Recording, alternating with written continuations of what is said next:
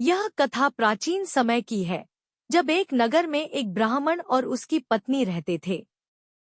उनके पास धन धान्य की कोई कमी नहीं थी, लेकिन उनका कोई संतान नहीं था।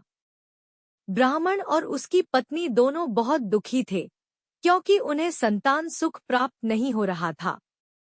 वे संतों और ब्राह्मणों से आशीर्वाद प्राप्त करने के लिए हर जगह जाते, लेकिन कोई समाधान नहीं मिलता था।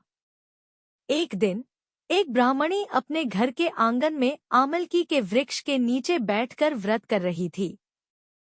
जब ब्राह्मण ने यह देखा, तो उसने उससे पूछ लिया, आप किस व्रत को कर रही हैं?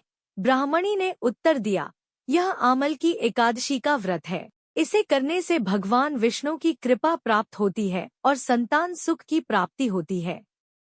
ब्राह्मण ने यह व्रत करने का निश्चय किया और अपनी पत्नी के साथ इस व्रत को विधिपूर्वक करना शुरू कर दिया।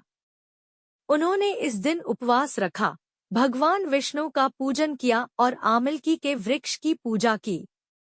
व्रत के बाद ब्राह्मण और उसकी पत्नी को भगवान विष्णु की विशेष कृपा प्राप्त हुई और कुछ समय बाद उनकी पत्नी गर्भवती हो गई।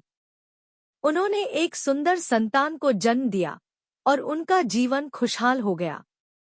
ब्राह्मण और उसकी पत्नी को यह आशीर्वाद प्राप्त हुआ कि वे हमेशा सुखी रहेंगे और उनके घर में लक्ष्मी का वास होगा। इस प्रकार आमलकी एकादशी के व्रत ने न केवल उन्हें संतान सुख दिया, बल्कि उनके जीवन में समृद्धि और खुशहाली भी लाई। महत्व: आमलकी एकादशी का व्रत करने से भक्तों को भगवान विष्णु की कृपा प्राप्त होती है और उनके जीवन के सारे कष्ट समाप्त हो जाते हैं।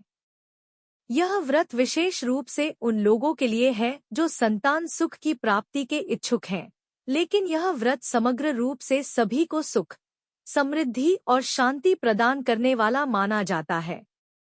इस दिन आंवला के वृक्ष की पूजा करना बहुत महत्वपूर्ण है, क्योंकि आंवला का पेड़ जीवन के सुख, समृद्धि और सेहत का प्रतीक माना जाता है।